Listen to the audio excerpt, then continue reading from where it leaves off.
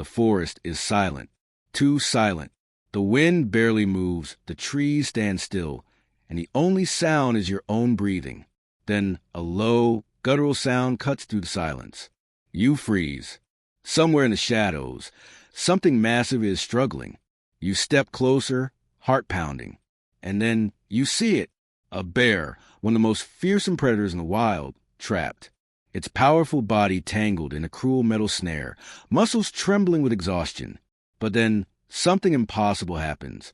The bear locks eyes with you. Not with rage, not with aggression, but with desperation. It doesn't growl. It doesn't snarl. It begs. What would you do? Run? Watch from a distance? Walk away? Or would you risk everything to set it free? Because one man faced this exact choice. And what he did next, no one saw it coming. The morning air was crisp, carrying the scent of damp earth and pine.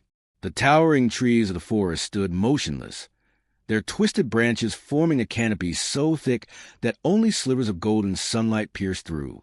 It was the kind of silence that made you feel watched, as if the very wilderness itself was holding its breath. Daniel adjusted the strap of his rifle and took a slow step forward, his boots pressing into the soft, mossy ground. He wasn't new to these woods. He had spent years navigating their hidden paths, studying the movements of the creatures that called this place home. A hunter, yes, but not a killer without purpose. He respected nature.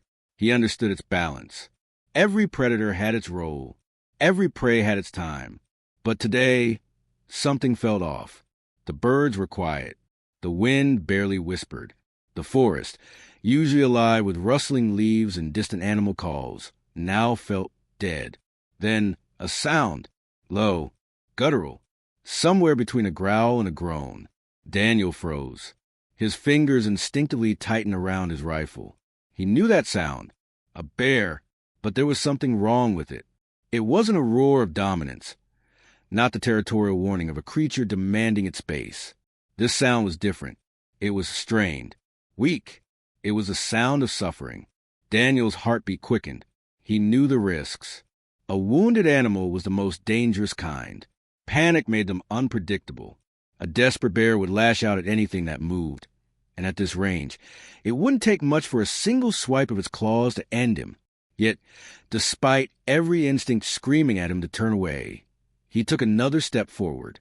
The growl came again. Closer now. Daniel pushed aside a thick curtain of branches, and then he saw it. A massive grizzly, easily over 800 pounds, its fur matted with dirt and streaked with blood. But what stopped Daniel wasn't the sheer size of the beast. It was the trap, thick metal wire, coiled tightly around its back leg, biting deep into flesh. The cruel device had dug in so viciously that blood seeped into the earth beneath it. The bear's body trembled. Its breathing labored. It had fought and fought until exhaustion finally claimed it. For a long moment, Daniel didn't move. The bear should have roared in anger. It should have snapped its jaws, thrashed, threatened, attacked. But it didn't. It just lay there. And then something happened that sent shivers down his spine. The bear looked at him. Not just a glance. Not just the hollow stare of a dying creature. A look of understanding. Dark, intelligent eyes locked onto his. And Daniel felt something he had never felt before in his years as a hunter. This wasn't just a beast. This wasn't just survival instinct. It was pleading, not with snarls, not with roars, with its eyes. Daniel's breath caught in his throat. Was this real? His grip on the rifle loosened slightly, his mind racing. Could an animal truly ask for help? Or was this a trick? His gut twisted. What if it was playing weak, luring him in like a predator setting bait for prey? Because no matter how much those eyes begged, a bear was still a bear. And a trapped one, that was a creature at its most desperate. One wrong move, and he'd be the one lying on the forest floor, bleeding out. Daniel took a step back, his heart hammering in his chest. But the bear didn't move. It didn't flinch. It didn't thrash. It just watched him. The only sound was its ragged breathing, slow and heavy. And that was when Daniel realized something chilling. The bear had given up. It wasn't waiting to pounce. It wasn't preparing to strike. It had fought against the snare until it had nothing left. until its body refused to struggle anymore.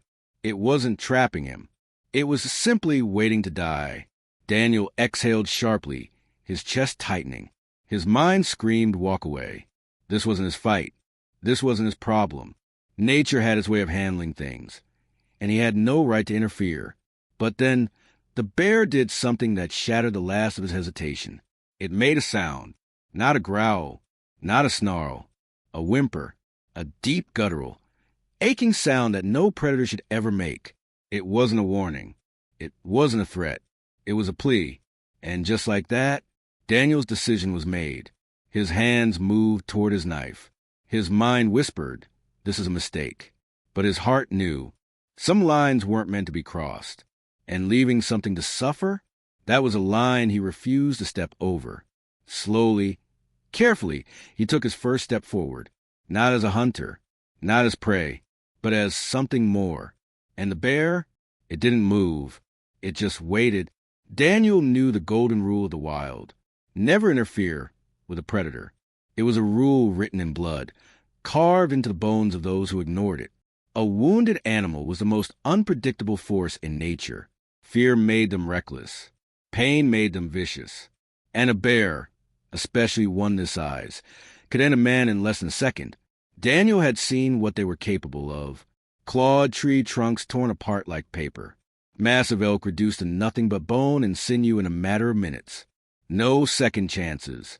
No room for mistakes. Every instinct screamed at him. Walk away. Turn back. Leave it to the wild. But then, that sound, low, trembling, a whimper, not the growl of a predator, not the snarl of a beast. Something else. Something that shouldn't have come from a creature so powerful. Something almost human. Daniel felt it deep in his chest. A sound of pain, of exhaustion, of surrender. The hunter inside him wanted to ignore it, wanted to remind himself that this was just another animal. But the man inside him? He wasn't so sure. He tightened his grip on his knife, staring at the trapped grizzly. One wrong move, and this would be his last mistake. His heart pounded against his ribs. He could feel sweat prickling the back of his neck, despite the cold air. The bear wasn't thrashing, wasn't struggling, just watching, waiting. And in that moment, Daniel realized something chilling. It wasn't just asking for help. It was trusting him. That trust was dangerous.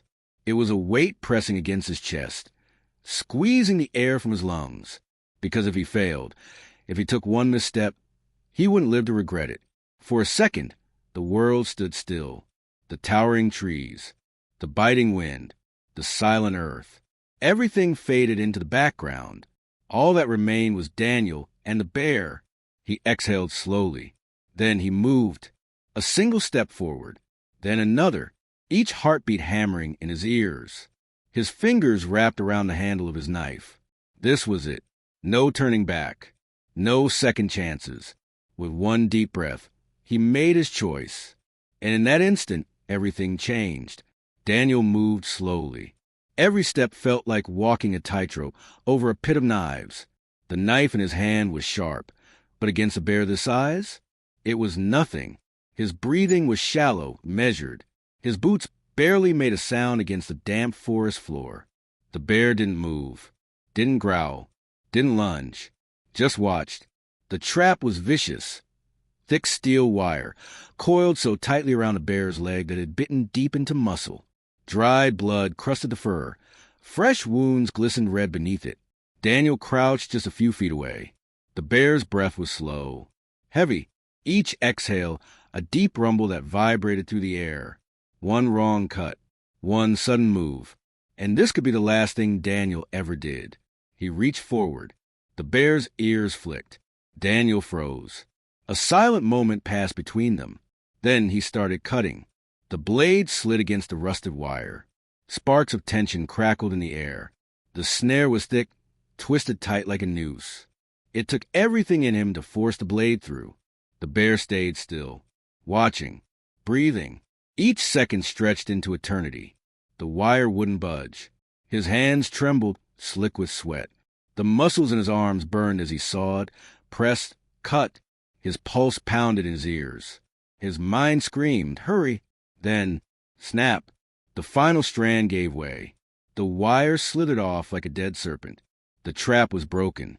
The bear was free. Silence. A deep, unshakable silence. Daniel didn't move, didn't breathe, because now everything was unknown. Would the bear run? Would it attack? Would this be the last moment before teeth and claws ended it all? The bear exhaled, slow, measured, and then it did the last thing Daniel ever expected. It just stood there, watching him, unmoving, unblinking, as if trying to understand. And in that moment, Daniel wasn't sure who had saved who. Daniel didn't dare move. His fingers were still wrapped around the knife, his muscles coiled, ready to react. But nothing happened. No roar, no charge, no flash of teeth or swipe of claws. Just the silence. The bear stood still. Its massive body, once trembling with pain, now towered over him, free. Yet it didn't run, didn't lunge, didn't even step back. Instead, it just looked at him. A long, unbroken stare. Dark eyes locked onto Daniel's, deep and unreadable, not like an animal's, not empty or wild, but something else, something aware, something that sent shivers down Daniel's spine. Not from fear, but from the weight of what was happening. This wasn't instinct. This wasn't randomness. This was understanding. The bear's breath was slow, measured, then it moved, not forward, not away, but something impossible. It nodded, a slow, deliberate dip of its massive head, not clumsy, not accidental. A gesture, a message, as if saying, "Thank you." Daniel's breath caught in his throat. For a moment, he forgot where he was, forgot what he was, because this moment felt like something out of a story, something that should never happen, something the world would never believe. Man and beast, predator and prey, neither running, neither fighting, just understanding. Then the bear turned, took one slow step, then another, and without a sound, it disappeared into the forest, leaving Daniel standing there, knife still in hand, heart still pounding, alone, and forever changed. Days passed, but something had changed. Daniel felt it every time he stepped into the forest. A presence, a weight in the air. He wasn't being hunted, but he wasn't alone. The feeling wasn't fear, not exactly. It was something stranger, something deeper. A sense that somewhere, hidden among the trees, something was watching.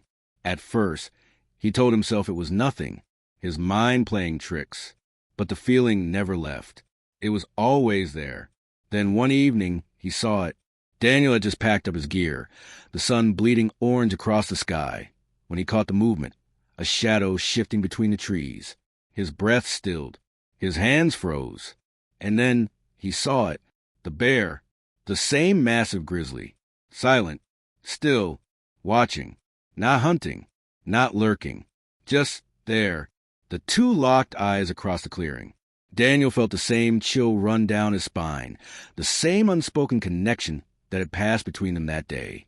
The bear wasn't afraid, and neither was he. It stood there for a moment longer. Then it turned and faded into the forest. But Daniel knew, from that day on, he was never alone in those woods, because the bear didn't just remember him, it was protecting him. So now I have to ask you, was this just animal instinct, or did the bear truly understand? Was it simple survival, a trick of the mind, or something deeper, something that defies logic, something we'll never fully understand? What do you think? Let me know in the comments. I want to hear your thoughts. And if you love unbelievable real stories like this, then make sure to white heavy check mark like this video if you enjoyed it. White heavy check mark share it with someone who needs to hear this story. White heavy check mark subscribe to the channel and turn on the notifications. Because trust me, this was just the beginning.